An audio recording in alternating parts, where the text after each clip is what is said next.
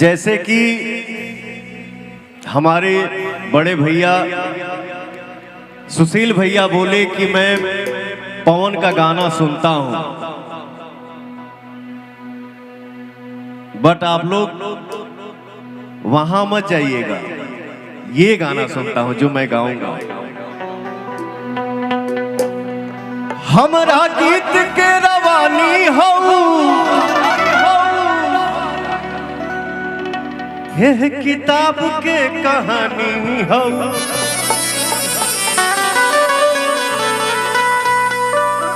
हम तो दुनिया से साफ साफ कहिए दे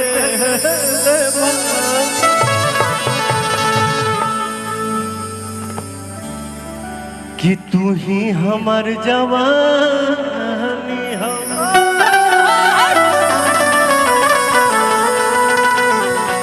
ये गाना मैं गोपाल भैया के साथ गाऊंगा, इधर आइए। है ना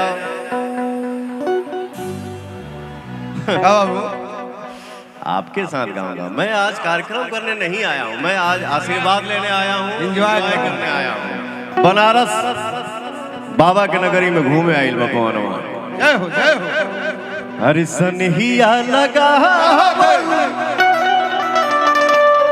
बहुत बात नहीं। क्या बात है? सुशील भैया ही कहले हैं कि हम पवनवा के ही गाना सुनीला। ये प्यार प्यार वाला गीत जे माने लवी है सुनी, जे माने लवी हम हो गाइला। तू हीरा हो तो हम पाना हो गईनी, जय हो। काला ओढ़नी के मोरनी दीवाना हो गईनी। गाना कोई खराब नहीं होता है। देखिए गंदगी कहाँ नहीं है। भोजपुरी पे एगो ठप्पा लग गई बा, भोजपुरी में अश्लीलता नहीं, ऐसा नहीं है। अच्छाई बुराई हर इंडस्ट्री में, लेकिन आप भगवान हैं, आप सबको डिसीजन लेना है कि क्या बजेगा, हम लोग क्या सुनेंगे, और सिंगर लोग एक्टर लोग वही एक्टिंग करें, वही गाना गाएं जिसको हम लोग देखें और जिसको हम लोग सुने। ये आप लोग मालिक हैं। भोजपुरी सलील भसवे है, ये अश्लील हो ही ना सकता। इतना सरल इतना एमे गाड़ियों दिया जाला त नीके लागेला, मीठे लागेला। जय हो। हर सनहिया लगा बोल बहुत बात नहीं, नजरिया चुरावल बहुत बात बोला। सनहिया लगा बोल बहुत बात नहीं, नजरिया चुरावल बहुत बात बोला।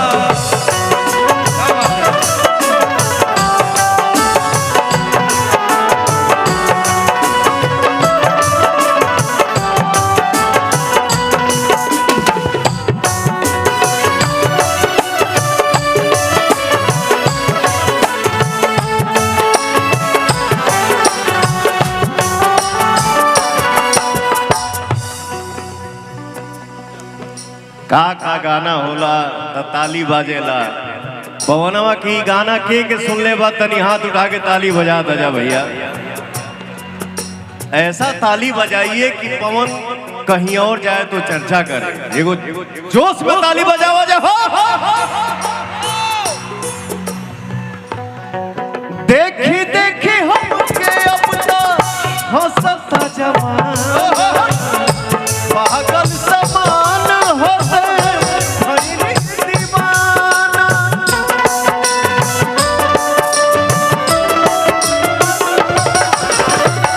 देखी देखी हमके अपना हंसता जमाना, पागल समान होते भइली दीवाना। हर केहू के रोबावल,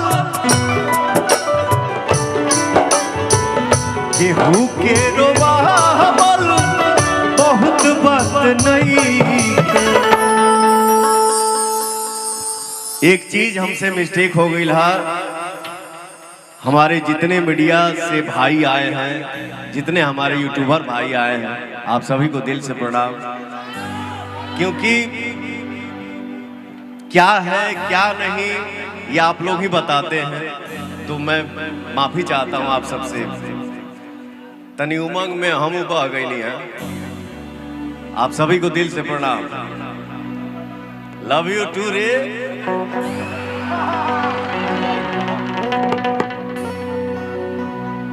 हमारा बारे में केहू कहल कि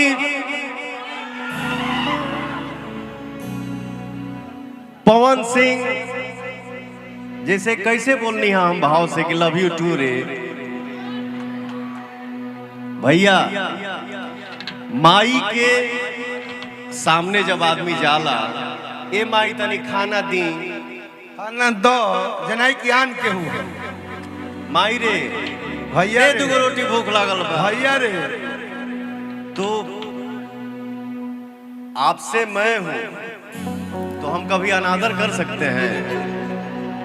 लव यू आप सभी को। हरि मंचवा भाषी का रे मेरे।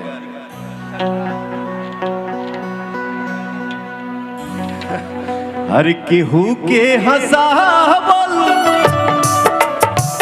बहुत बस नहीं थे, केहू के रोवावल बहुत बात नहीं थे, रोआ के हंसावल बहुत बात हो, सरहिया लगावल बहुत बात हो, लगा के निभावल अलग बात बाटे। एगो भैया के गाना जौना के हम अभी रीमेक करब। पवन आइल बा तो खाली सैडे गा के जाई तो ठीक ना न रही। जन्म दिवस के शुभ अवसर पे फुल एंजॉय। तो थोड़ा सा डांस पवनो करी। अरे चले लूटा गरिया तो नदी बीच नैया हिलोर मारे, नदी बीच नैया हिलोर मारे, नदी बीच नैया हिलोर। ये भैया के गाना, इसका रीमेक मैं करूंगा भैया। जैसे ये गाना आया है ना, ये कितना गाना आवता हम खुदे भूला जाता नहीं। आहो राजा हाय हाय हाय मांगे न से नुराटी कवैती। मैं एक और जनती जे सैया टिकुली पलो भाई जई हैं तो किस्म किस्म के हम लगाई तनी तनी स्वर में तनी करा के लइकन के मजा आ। किस्म किस्म के लगवैती आहो राजा। लेकिन अरे चले लूटा गरिया तो नदी बीच नैया हिलोर मारे, चले लूटा गरिया तो नदी बीच नैया हिलोर मारे। देखिए तो हमारी सब बहन हमार झूमा तरी से। बेटा संगीत पे झूमना खराब बात ना होला, संगीत पे कोई भी झूम सकता है। जब शंकरे भगवान झूमल बने तो हम आप झूम लिए तो कौन सा गुनाह कर दिए। और क्या हर हर महादेव। आकारी हैया ए मारे, कारी हैया ए गोरी हिलोर मारे, कारी हैया ए गोरी हिलोर मारे, कारी हैया ए गोरी हिलोर मारे। चले लूटा गरिया तो नदी बीच नैया हिलोर मारे, चले लूटा हरिया तो नदी बीच नैया हिलोर मारे। आकारी हैया ए हिलोर मारे, कारी हैया ए गोरी हिलोर मारे।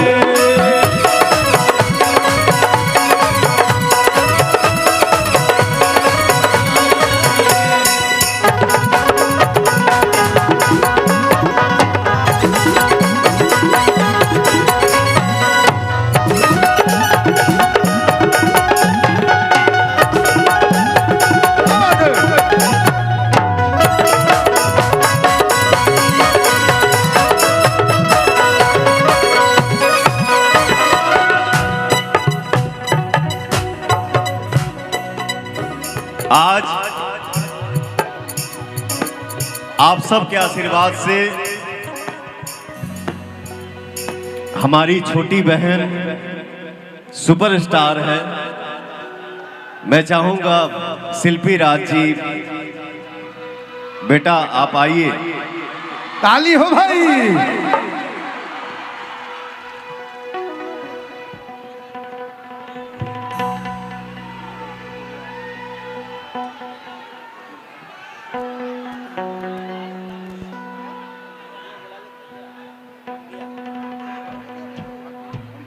हटा दो, नहीं चाहिए।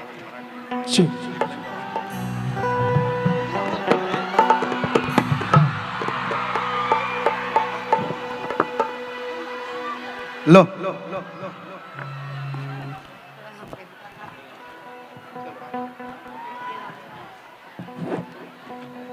तुम्हारा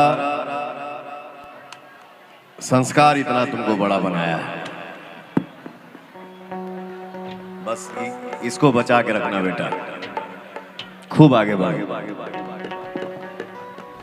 ते गाँव हम है गाय।